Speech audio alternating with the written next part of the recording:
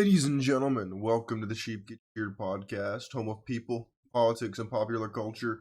I'm your host, Austin Creed. I want to welcome you into the show. So, it's actually really early where I am here, so I might not be too loud. I'm going to try to be a little on the quieter side.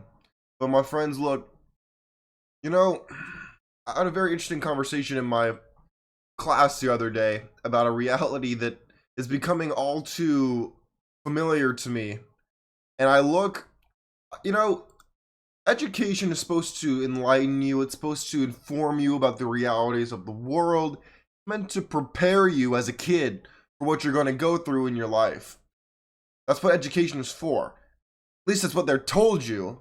The problem is what education is actually for is to make you another corporate drone sit on an assembly line. I mean, that's what the Industrial Revolution gave to both America and to the Western world, was this idea of serving the robber barons and their predecessors on the assembly lines. That's when the first billionaire, Rockefeller, got his money. And then J.P. Morgan, Henry Ford, Andrew Carnegie, when all of them made their money, they began to create this culture of the Industrial Revolution, and then creating this mentality of you step up to the assembly line, you do the same thing over and over and over and over again, and you then eat, sleep, and then do it all over again the exact same way you did it yesterday. This has not always existed. This is mainly a creation of the Industrial Revolution.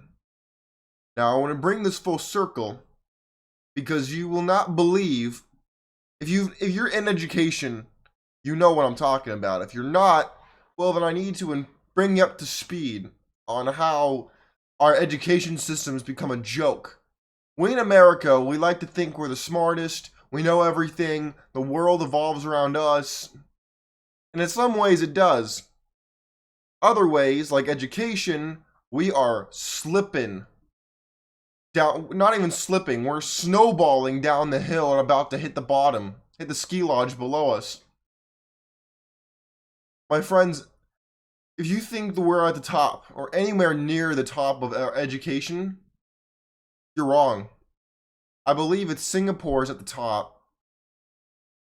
Korea's pretty close to the top. China's pretty close up to the top. We're not anywhere near the top. You want to know why?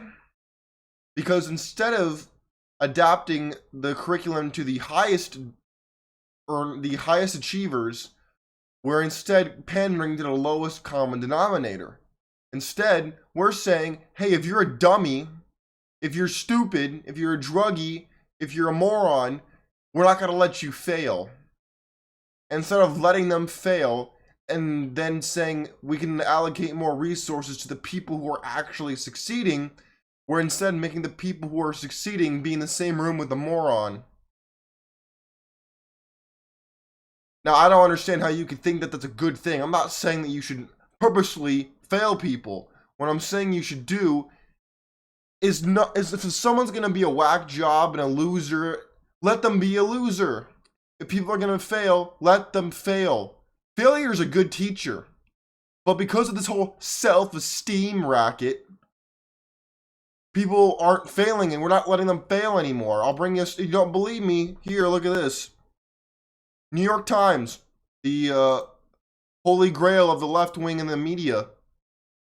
A new kind of classroom. No grades, no failing, and no hurry. Oh, this should be great. Look at this. Let's see. A few middle schoolers are as clued in to their mathematical strengths and weaknesses as the 7th grader that they mentioned, who I will not name. Let's see. They're mentioning grades. Hey, shout out to this kid for being really smart. It says in these schools, what school is he from? Interesting. Okay. In these types of schools, there is no such thing as a C or a D for a lazy written term paper. When I went to high school, you could fail. When I went to high school, if you got a C or a D, you were a dummy. Even if you got a B, you weren't considered not that smart in my high school. But apparently in these schools today, there's no such thing as a C or a D because that would hurt your self-esteem. Because there's no failing. There is only goal is to learn the material. Well, that's what grades are. They're supposed to measure how you retain the information that the teacher was teaching so that you actually paid attention. For struggling students, there is ample time to practice and get it. Okay, that's not inherently bad. For those who grasp concepts quickly, there is an opportunity to swiftly move ahead. That's not from what I read. A strategy looks different from classroom to classroom, as does the material that students must master. But in general, students work at their own pace through worksheets, online lessons, and small group discussions with teachers. But the teachers have to then adapt. It doesn't work in the same way anymore. This is not what we're supposed to be doing out here. How can someone move ahead if the teacher is focused on the dummy who's 5 steps behind you? See how that doesn't really work anymore? That's not how it's supposed to operate.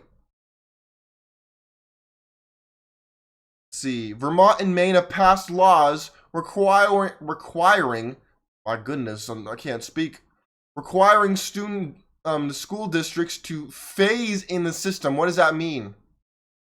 Phase in the fact that now we're pandering to the dummy. New Hampshire is adopting it as well. Not a shock. Explore the practice. In other words, they're gonna try to also save the money. Oh boy. My friends, look at this crap. Over 40 schools in New York City, home to the largest school district in the country, with 1.1 million students, have adopted this very program.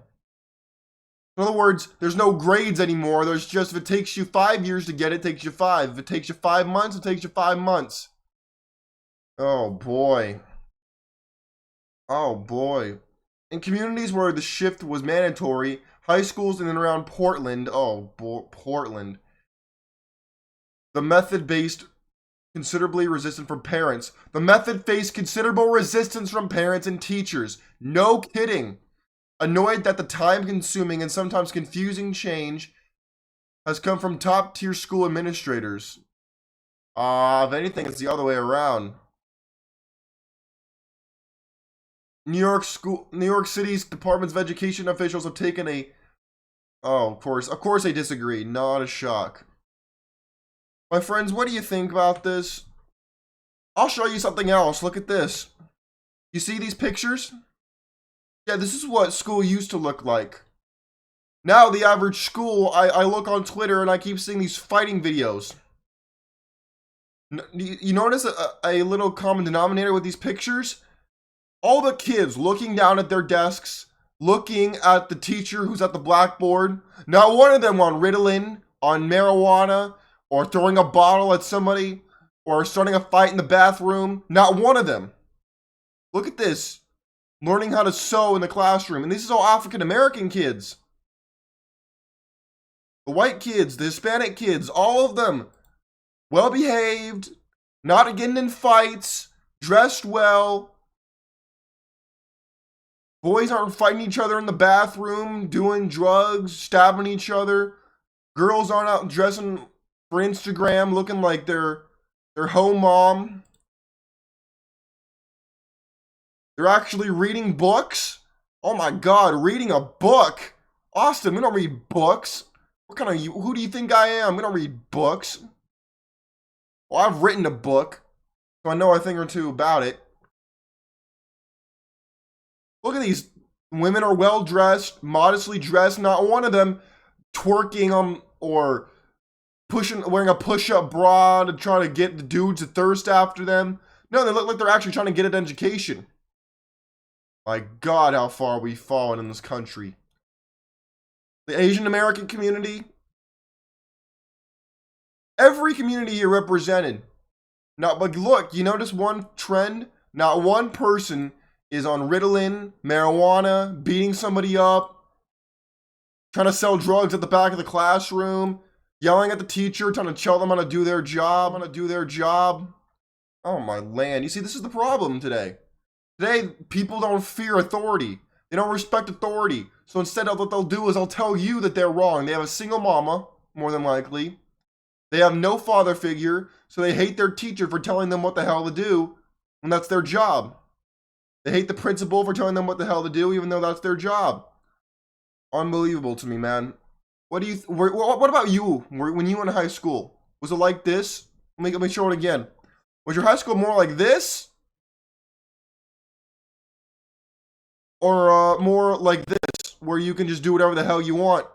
Go at your own pace, and the dummy can take as much time as they want and whatnot. What do you think? What should happen in this country? Is this indicative of where we're going? I think it is. I think this is totally fitting. We got what we deserved yet again. Voted Biden. Education system's a joke. And who do you blame for this? I know who I blame, but the real question is, who do you blame? I think I'll cut it there. I think that's all that needs to be said. I mean, I could go down and do statistics and all that stuff, but I think you get the point. My friends, God bless you. God bless your families. God bless America. Tell me what you think about the education system. Feel free to tell your story about when you're in high school, middle school, elementary school, college in the comments below. Until next time, my friends, God bless you. I'm out of here. Peace.